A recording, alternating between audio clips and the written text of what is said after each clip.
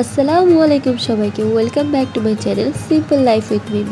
সবাই কেমন আছেন? আশা করি সবাই ভালো আছেন। আমিও ভালো আছি আল্লাহর রহমতে। আজকে আপনাদেরকে দেখাবো কিভাবে আমরা বাসায় নিজের হাতে চাল বেটে তারপরে চুই পিঠা বানাই, সবার পছন্দের স্পেশাল চুই পিঠা। তাহলে চলুন শুরু করা যাক। চাল বাটা আর চালার দায়িত্ব ছিল আমার আর আমার ছোট ননদিনের। তো আমাদের চাল বাটা শেষ হয়ে গেছে, তারপর বাকি সব কাজগুলো আমার শাশুড়ি মায়ের। শাশুড়ি মা পিঠাগুলো কাই করে বানিয়ে নিচ্ছি। এরকমভাবে কিন্তু আমরা বানাতে পারবো না, আমাদের মা নানিদের মতো এত সুন্দর হবে না। আচ্ছা, তার আগে বলুন, কে কে চুই পিঠা খেতে অনেক পছন্দ করেন? আমার কিন্তু অনেক পছন্দ। ভিডিওটা দেখতে দেখতে লাইক কমেন্ট সাবস্ক্রাইব করতে কিন্তু ভুলবেন না। চুলায় আগে থাকতে দুধ বসিয়ে গরম করতে দেওয়া হয়েছিল, তারপর তার মধ্যে গরম মশলা, তেজপাতা, চিনি, লবণ সব কিছু দেওয়া হয়েছিল পরিমাণ মতো। আপনারা আপনাদের স্বাদ অনুযায়ী পরিমাণ মতো দিবেন। আমরা অনেক মিষ্টি খাই, তার জন্য চিনিটা অনেক বাড়িয়ে দেওয়া হয়েছে।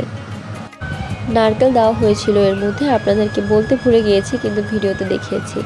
বলেছিলাম না আমাদের অনেক চিনি খাওয়া হয়, এর জন্য আমার শাশুড়ি 1 প্লেট চিনি নিয়েছে পিঠাতে দেওয়ার জন্য। এই পিঠাটা বানানো হয় বিশেষ করে আমার শ্বশুরের জন্য, উনি চুই পিঠা খেতে অনেক পছন্দ করেন। এখন যেটা দিচ্ছে সেটা হচ্ছে এই চালের গুঁড়িটাই পানি দিয়ে দিচ্ছে যেন একটু ঘন ঘন ভাব আসে। তারপর ভালো করে নেড়ে চেড়ে নিচ্ছে যেন সব কিছুর সাথে মিশে যায়। ভিডিওটা কে কোথা থেকে দেখছেন সেটা কমেন্টে জানাতে পারেন। তো সব কিছু ভালোভাবে মিশিয়ে নিতে হবে, বারবার ভালো মতো নাড়তে হবে। আর আমরা অপেক্ষা করছি যেন বলক চলে আসে খুব তাড়াতাড়ি, কারণ বলক আসলেই আমরা পিঠাটা দিয়ে দিতে পারবো। ভিডিওটা দেখতে দেখতে সবাই একটা লাইক করে দিন প্লিজ, কারণ আপনাদের একটা লাইক কমেন্ট সাবস্ক্রাইব আমার জন্য পরবর্তী ভিডিওর জন্য একটা অনুপ্রেরণা। বলক চলে এসেছে, এবার বানিয়ে রাখা পিঠাগুলো এর মধ্যে দিয়ে দিব। আমার চুলার পাশে একটা বসার পিঁড়ি দেওয়া, কারণটা হচ্ছে যে তার পাশে চুলার পাশে একটা জানালা, সেইখান থেকে বাতাস আসে। বাতাস আসলে চুলার জালটা ভালো মতো জ্বলতে চায় না, এর জন্য পিঁড়ি দিয়ে তারপর রান্না করছে। মা চুলায় পিঠা নাড়তেছে, গরম গরম ধোঁয়া উঠছে। মায়ের হাতের পিঠার স্বাদ একদম অন্যরকম, একবার খেলে মন ভরে যায়। আমরা শুধু খাওয়ার দায়িত্বে, মা পুরো পরিশ্রমের দায়িত্বে। এই দৃশ্যটাই কিন্তু গ্রাম বাংলার আসল সুখ। এই হাতের মায়া ভালোবাসার স্বাদ অন্য কোথাও কিন্তু পাওয়া যায় না। এইভাবে বলকানো দেখে আমার ক্যামেরা অফ করে এক্ষুনি খেতে ইচ্ছে করছিল, কিন্তু নিজেকে বলছি কন্ট্রোল কন্ট্রোল। পিঠা প্রায় হয়ে আসছে। যখন গ্রামে পিঠা বানানো হয় তখন শহরের কনসার্টের লাইন থেকেও পিঠা খাওয়ার লাইনটা বড় হয়।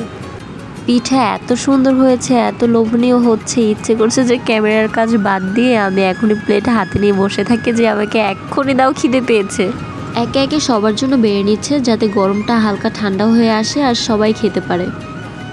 সবাই একসাথে খাওয়ার মজাই আলাদা। পিঠা রেডি, বাটিতেও বেড়ে দিয়েছে আমার শাশুড়ি মা। এখন আমি তো আমার মেয়েকে ছাড়া একা আগে খেতে পারবো না, এর জন্য মেয়ের জন্য নিয়ে যাচ্ছি। সকাল সকাল নাস্তা হিসেবে মেয়েকে পিঠা দিচ্ছি। মেয়ে দেখে বলছে আম্মু এটা কি? আমি বলছি যে এটা চুই পিঠা। মেয়ে দেখে তাকিয়ে আছে যে এটা কি জিনিসটা।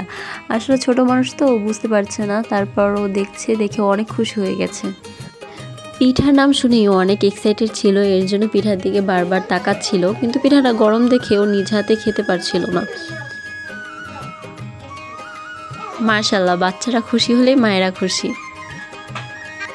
পিঠাটা গরম হওয়াতে মেয়ে আমাকে বলছিল আম্মু এটা ফু দিয়ে আমাকে খাইয়ে দাও। সবাই আমার মেয়ের জন্য দোয়া করবেন। ভিডিওটি ভালো লাগলে অবশ্যই লাইক কমেন্ট সাবস্ক্রাইব করতে ভুলবেন না, যাতে পরবর্তী ভিডিও আপনারা না মিস করেন। আবার দেখা হবে অন্য কোনো ভিডিওতে। সবাই ভালো থাকবেন, সুস্থ থাকবেন, সুন্দর থাকবেন। আল্লাহ হাফেজ।